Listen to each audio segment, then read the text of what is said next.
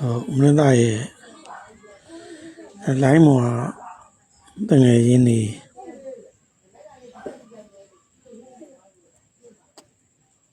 ဒီ73ချိန်အတွက်အပါဝစီလည်းမဟုတ်ဘူး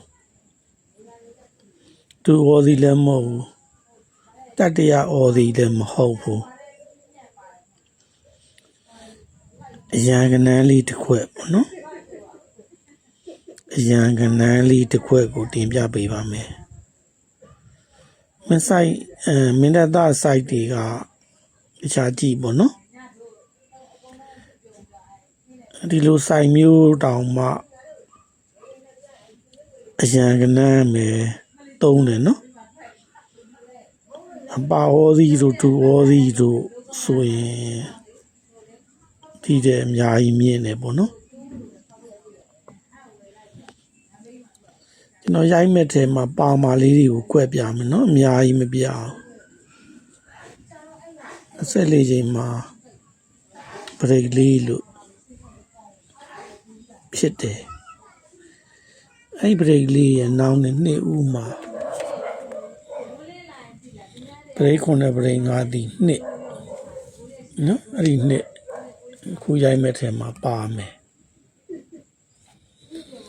ခါသုံးလုံးဒီလေးပေါ့နော်24ချိန်ပြိတ်လေးမလို့နှစ်ဦးမှာခါသုံးလုံးဒီလေးနဲ့ရိုက်တာလေးရပါပါကိုပါမယ်ပေါ့နော်24ချိန်မှာပြိတ်လေးလို့ဖြစ်သူရဲ့နောင်နဲ့နှစ်ဦးမှာပြိတ်ကိုနဲ့ပြိတ်လေးဒီ3ပေါ့နော်နှစ်ပြီးတော့3ခါသုံးလုံးဒီ4ပုံနေပေါ့နော်4ရပါပါ9ဒါလေးကိုရိုက်မှာနော်24ချိန်မှာပရိတ်လေးလို့ဖြစ်တယ်တတရကသူ့ရဲ့နေဦးမှာပရိတ်6နဲ့ပရိတ်8ဒီ4နှစ်3လေးပေါ့နော်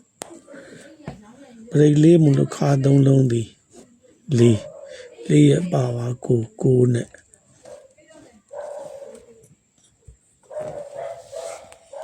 ဒါဆရုပ်ထားက24ချိန်မှာပရိတ်လေးသူ့ရဲ့နောက်နဲ့နှစ်ဦးမှာပရိတ်3ညနဲ့ပရိတ်5ဒီ5လို့ရိုက်တယ်နော်ပရိတ်နှစ်ခုရဲ့ပေါင်လက်တရ2 3 4 5နဲ့သွားတာအမှခါသုံးလုံးဒီ4ပုံနေနဲ့4ရပါပါ9ပေါ့နော်ဒီမှာနားမလဲတဲ့သူတွေကကျွန်တော်တို့ဂျင်းကောင်တွေကပြောတိုင်းလိုင်းမော်အတွေ့အကြုံမရှိတဲ့လူတွေကတိတ်ပြီးအယုံမမှားပါနဲ့နော်3D မှာ3D တွက်တဲ့မူတွေမှာပေါင်းချင်းမက်သက်တွေမပါဘူးပါဝါတွေမပါဘူးနက်ခတ်တွေမပါဘူးစီနီယန်တွေမပါဘူးစုံစီနီယန်မစီနီယန်တပွင့်တိုးစီနီယန်တပွင့်စုပ်စီနီယန်အဲ့လိုပေါင်းရင်းတွေမှမပါပဲနဲ့ 3D ကတွက်လို့မရပါဘူးနော်အဲ့ဒါကိုပေါင်းရင်းမက်သက်နဲ့တွက်နေတဲ့လူတွေကိုဘယ်လိုပြောရကြည်ညိုမဲအောင်ပြောနေတဲ့ဆရာတွေရှိပါတယ်နော် 3D မှာပါဝါနက်ခတ်ဒါကြတော့ကျွန်တော်တို့ကစီရောမအောင်နော်စပေါ်လိုင်းဆိုတာဒီအပင်အကွာဝေးမမှန်ဘူးနော်အဲ့ဒါကိုစပေါ်လိုင်းလို့ခေါ်တယ်အဲ့ဒီပေါ်မှာမှကျွန်တော်တို့ကသူ့ရဲ့ဖြစ်စဉ်နဲ့တွားတာဒါဆို24ချိန်မှာဘရိတ်လေးလို့ဖြစ်လို့ရိုက်တယ်ဖြစ်စဉ်ဒါကိုစပေါ်လိုင်းလို့ခေါ်တယ်နော်ခဲအဲ့ဒါကိုထားလိုက်တော့နောက်ထပ်တစ်ခုလုံးမှာကပရိတ်လေးလို့ကြားတဲ့နှစ်ထဲမှာပထမဦးဆုံးကြားတဲ့ထိပ်စီးသုံးလုံးပေါင်း4လို့ဖြစ်လိုက်တာနဲ့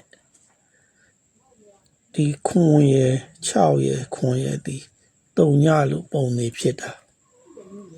အမှခါနှလုံးကို9လို့ရိုက်တာဒါလေးလုပ်ငန်းလုပ်မှာနော်24ချိန်မှာဘရိတ်လေးလို့ဖြစ်တဲ့နှစ်ထဲကပထမဦးဆုံးကြားတဲ့ ထိပ်စီး3လုံးပေါင်း4သည်ဖြစ်လိုက်တာနဲ့ဒီ8ခွန်5သည်3ညနဲ့ရိုက်ပြီးတော့ခါနှလုံးသည်9နဲ့ရိုက်တာ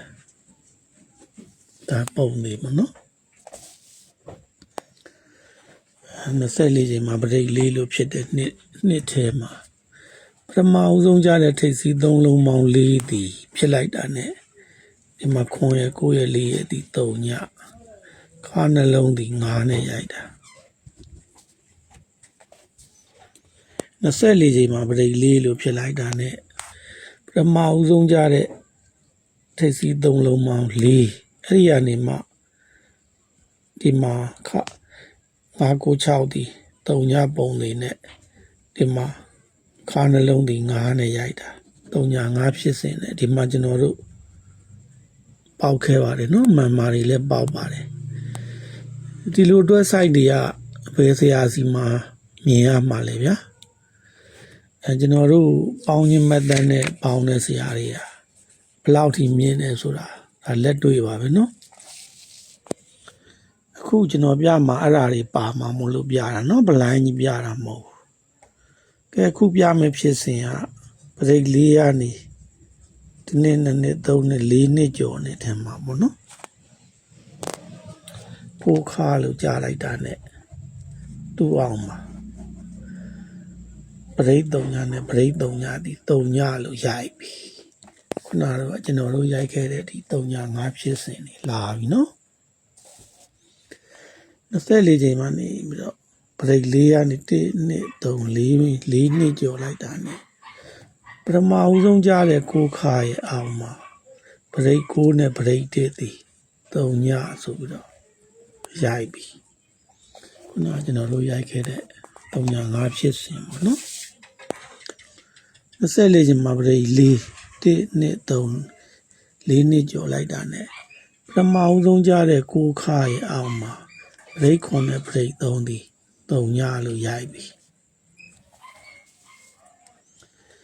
စရုပ်ထားက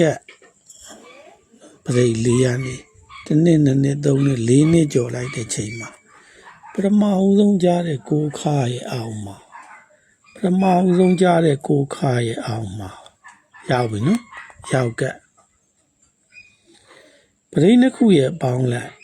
3ညဖြစ်ရမယ်ဆိုရင်ပရိတ်9နဲ့ပရိတ်1မှာ3ညဖြစ်မှာပရိတ်1က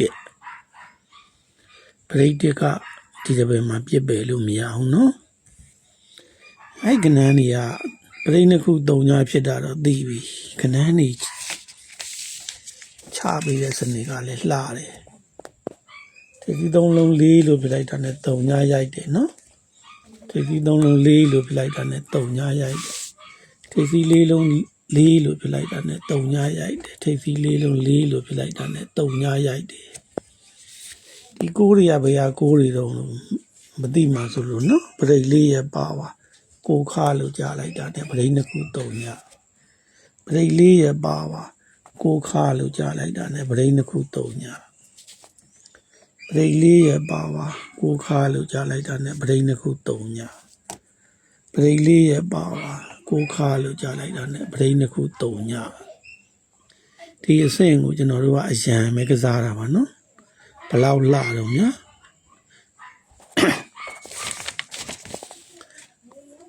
အရန်မိမလို့ထွက်သွားရင်အော်ဝက်ကြီးလည်းဖြစ်သွားနိုင်တယ်ပေါ့နော်ဒီနှစ်ခုကို3ညရိုက်တဲ့ချိန်မှာသူကနောက်ထပ်ထပ်ထားသေးတယ်နော်ပရိတ်နှစ်ခုဒီ3ညနောက်ပိတ်နဲ့ထိတ်ဒီ3ညကိုခါလေးကြိုက်ပရိတ်နှစ်ခု3ညနောက်ပိတ်နဲ့ထိတ်ဒီ3ညကိုခါလို့ကြားပြီပရိတ်နှစ်ခု3ညနောက်ပိတ်နဲ့ထိတ်ဒီ3ညကိုခါလို့ကြားပြီပရိတ်နှစ်ခု3ညကိုရိုက်ရမယ်နောက်ပိတ်နဲ့ထိတ်ဒီ3ည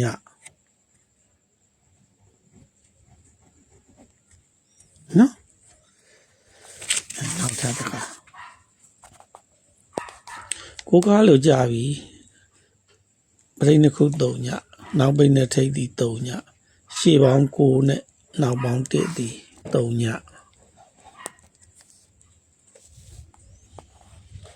ကိုခါလို့ကြာပြီပရိနှစ်ခုပေါင်း3ညနောက်ပိတ်နဲ့ထိတ်သည်3ညရှေးပေါင်း6နဲ့နောက်ပေါင်း4သည်3ညကိုခါလို့ကြာပြီနောက်ပိတ်ပရိနှစ်ခုသည်3ညနောက်ပိတ်နဲ့ထိတ်သည်3ညရှေးပေါင်း8နဲ့နောက်ပေါင်း2သည်3ညကိုခါလို့ကြာပြီပရိနှစ်ခု3ညနောက်ပိတ်နဲ့ထိတ်သည်3ညရှေးပေါင်း9နဲ့နောက်ပေါင်း9သည်3ညအဲ့ဆို6ထိတ်နဲ့နောက်ပေါင်း9အမှခုနကျွန်တော်တို့ရိုက်ခဲ့တဲ့ပရိနှစ်ခုသည်2ပရိနှစ်ခုသည်3ပရိနှစ်ခုသည်4 2 3 4ပရိနှစ်ခုသည်5 2 3 4 5နော်အဲ့2 3 4 5တွေကခုနအဲ့2 3 4 5တွေလည်းပြပြီးသားပါနော်အဲ့ဒီရှင်းနေမှာတို့လို့အဲ့2 3 4 5တွေကခွာ1နဲ့1ခါသည်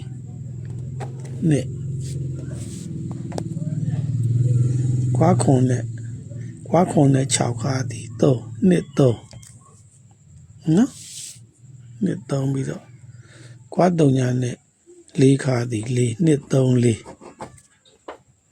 2 3 4ခွာ9နဲ့6ခါသည်5 2 3 4 5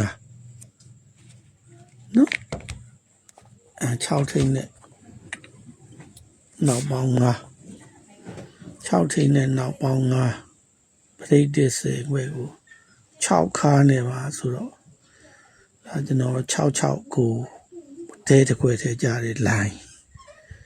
တဲတစ်ခွဲထဲကြားတဲ့ line 66ကို